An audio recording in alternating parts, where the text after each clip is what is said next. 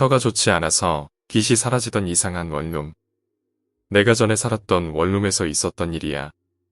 난 취직을 하고 회사에서 가까운 원룸으로 이사했어.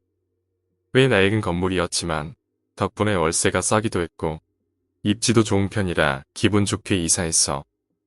첫 출근을 하는 날이었지. 아침 일찍 일어나 씻고 세면실에서 몸단장을 하고 있는데 빛이 보이지 않는 거야. 이삿짐을 풀 때 분명히 거울 앞에 둔 것 같은데 말이지. 아무리 찾아봐도 보이지 않길래 하는 수 없이 휴대용 빗으로 머리 손질을 했어. 그날 퇴근하고 돌아와서 빗을 여기저기 찾아봤지만 끝내 찾지 못했어. 부끄러운 얘기지만 난 사실 정리정돈을 잘 못해서 집안에서도 물건을 잃어버린 경험이 몇 번 있었어. 다음부터는 조심해야지 생각하고 새로운 빗을 사왔어.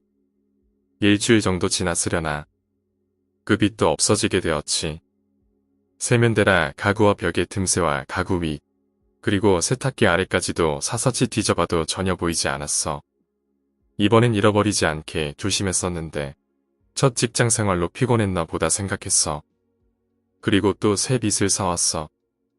이번엔 전용 바구니까지 준비해서 쓰고 난 다음엔 신경 써서 제자리에 두곤 했었어. 그런데 이번엔 3일도 안 돼서 빗이 없어졌어. 거기다 더 이상한 건 자기 전에 제대로 놓여있는 걸 확인했었는데 감쪽같이 사라져 있었던 거야. 그렇다면 빗이 사라진 건 내가 잠든 한밤중이라는 거잖아. 혹시 집안을 몰래 침입하는 스토커일까? 아니면 내가 몽병이라도 걸렸나? 기분이 나빴지만 이 정도로 벌써 새로 이사할 것도 아닌 것 같아서 문단속을 제대로 하기로 했어. 오히려 그게 실수였지. 일도 바쁘고 해서 금세 신경 쓰지 않게 되었지만 말이야. 그때 빨리 이사를 갔어야 했어. 한동안 휴대용 빗만 쓰다가 어느 날 새 빗을 사왔어. 이번엔 빗에 2m 정도의 끈을 달아서 세면대 손잡이에 단단히 묶어놨어. 이제 내가 빗을 잃어버릴 일은 없겠지. 그런데 만약에 끈이 잘려있거나 하면 어떻게 하지? 그럼 그때는 경찰에 신고하자. 그렇게 생각하고 그날은 그냥 잤어. 이튿날 아침에 일어나서 세면실에 갔을 때 난 그 일에 뼈저리게 후회하게 되고 말았지. 빗은 원래 있던 바구니 안이 아니라 바닥에 떨어져 있었어. 그리고 그 빗에는 빽빽하게 셀 수 없을 만큼의 긴 머리카락이 엉겨 붙어 있었어. 1m는 되어 보이는 상당히 긴 머리카락이었지. 그리고 엄청나게 더러워 보이는 머리카락이 엉망진창으로 얽혀 있었는데 무언가 질척해 보이는 게 또 묻어 있는 거야. 자세히 보니 검붉은 덩어리였어. 이건 사람의 두피 같았어. 소름이 끼쳐서 서둘러 가방과 옷을 챙겨 들고 밖으로 뛰쳐나왔어.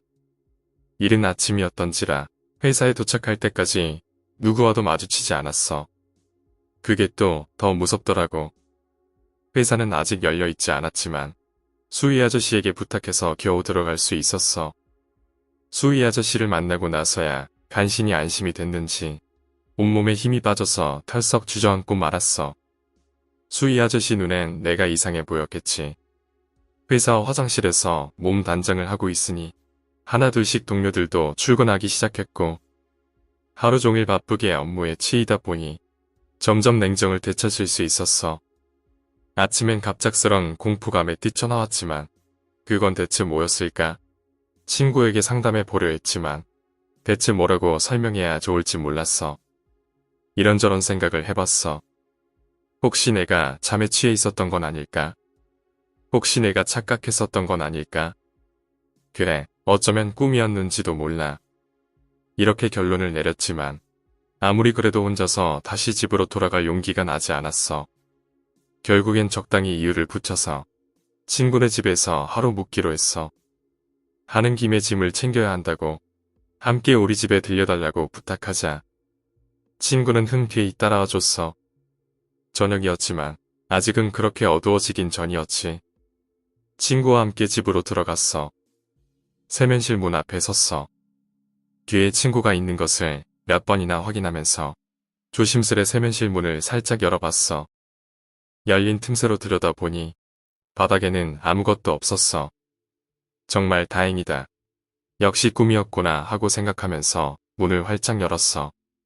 하지만 나는 거기서 굳어졌어. 흔히들 몸이 얼어붙는다고 하는 게 바로 이런 걸까? 물을 연 채로 손가락 하나 까딱할 수도 없었고 목소리조차 나오질 않았어. 세면대 거울 안에 내가 서 있었어. 그런데 내 뒤에 있는 건 내 친구가 아니었어. 거기 있던 건 검은 털 뭉치, 뒤돌아서 있는 여자의 머리였다는 걸 알아차리는 데는 시간이 좀 걸렸어.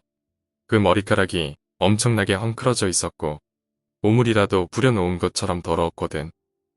산발을 한 머리카락 아래쪽에서 힐끔오래한 것이 보이기 시작했어. 천천히 나를 향해서 창백한 양손을 뻗어오고 있던 거였어. 천천히 손을 뻗어 어느새 내 휴대용 빗을 집어들었어. 내 뒤에서 뒷모습을 보인 채로 머리를 빗고 있어. 그런데 엉망으로 헝클어져 있는 머리가 비껴지지 않고 빗이 엉겨 붙어버렸어. 그런데도 거침없이 쭉쭉 머리빗을 잡아 당기고 있어. 그러자 마치 가발이 벗겨지기라도 하는 것처럼 머리카락 덩어리가 툭 하고 떨어졌어. 지익하는 소름 끼치는 소리가 들렸어. 허연 살색과 빨간색이 뒤섞인 것 같은 여자의 뒤통수가 보였어. 머리카락과 함께 두피가 껍질째로 떨어진 건지 벗겨진 생살이 보이고 있었어. 그 뒤의 기억은 전혀 없어. 깨어나니 구급차 아니었어. 친구 말로는 내가 세면실 문을 열자마자 쓰러졌대. 그래서 바로 구급차를 부른 거고 병원으로 옮긴 거래. 그리고 세면실엔 끈으로 연결된 빗은 있었지만 머리카락은 붙어있지 않았다는 거야. 그런데 분명히 내 가방에 넣어두었던 휴대용 빗은 없어져 있었어. 병원에서 검사한 결과로는 아무 이상이 없었지만 회사엔 몸이 아프다고 하고 휴가를 얻었어. 하루빨리 새 집을 찾아서 이사하기로 했어. 집에 있는 짐은 아빠가 옮겨주시기로 해서 나는 두 번 다시 그 집에 가지 않았어. 물론 아빠한테도 세면실엔 절대로 들어가지 말라고 몇 번이고 신신당부를 해두었지. 이사 온 지 얼마 되지도 않아. 이렇게 갑작스레 이사를 하고 세면실 정리도 전혀 안 한 상태였는데 집주인은 아무 말도 하지 않았어. 혹시 집주인은 무언가를 알고 있었던 것은 아닐까? 의심은 들었지만 그냥 그러려니 했어. 새로 이사를 왔지만 난 아직도 집에 빗을 둘 수가 없어. 오늘 이야기는 여기까지입니다.